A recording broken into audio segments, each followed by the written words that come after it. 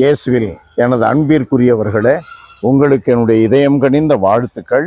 வணக்கம். அன்பானவர்களே, இன்று ஞாயிற்றுக்கிழமை நமக்கு கொடுக்கப்பட்டுள்ள நற்செய்தி பகுதி லூக்கா நற்செய்தி 18வது அதிகாரம். அதில் 9 14 முடிய பரிசேயர் ஒருவர் ஜெபிக்கச் செல்லுகிறார். ஆயக்காரர் ஒருவரும் வரி தண்டுபவர் ஒருவரும் ஜெபிக்கச் செல்லுகிறார்.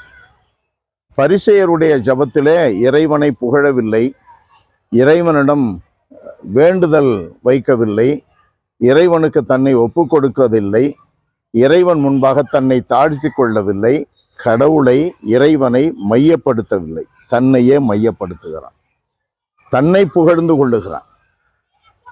ஆனால் வரி தண்டுபவருடைய ஜபத்திலே அந்த வரி தண்டுபவர் கடவுளை மகா பரிசுத்த கடவுள் என்று ஏற்றுக்கொள்ளுகிறான். காரணம், தன்னை பாவி என்று அழைக்கிறான், தன்னை தாழ்த்தி கொள்ளுகிறான், ஆண்டவர் முன்பாக சரணடைகிறான்.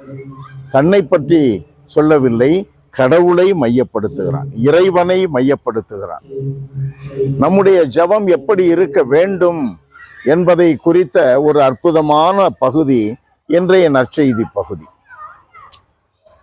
கடவுள் யாரை தாழ்த்துகிறாரோ அவரை உயர்த்துகிறார்.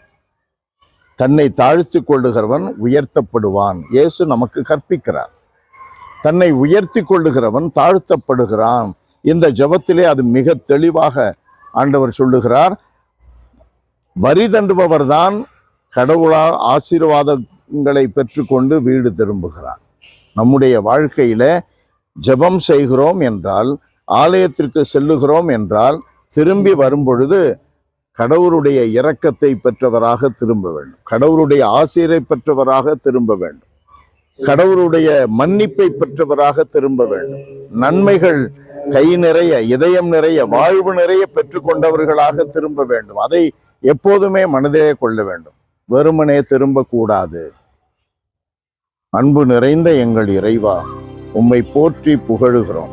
ஆண்டவரே, எங்கள் ஒவ்வொரு ஜெபத்திலும் ஒரு நொடி பொழுது ஜெபித்தாலும் கூட அதில் நீரே மையமாக, நீரே எங்கள் தலைவராக, உம்மிடமிருந்தே நன்மைகள் பெறுவதற்கென்றே நாங்கள் ஜெபிக்கிறோம், எங்களை நீர் மன்னித்து ஏற்றுக்கொள்ள வேண்டுமென்றே ஜெபிக்கிறோம் என்பதை உணர்த்துகின்ற ஒரு நிகழ்வாக எங்களுடைய ஜெபம் அமைய நீர் தயவுடன் அருள் கூர்வீராக. இந்த மன்றாட்டுகளை எங்கள் ஆண்டவர் உமது அன்பு மகன் இயேசுவின் பரிசுத்த பெயரில் தாழ்மையோடு வேண்டுகிறோம் பிதாவே. ஆமென், ஆமென்.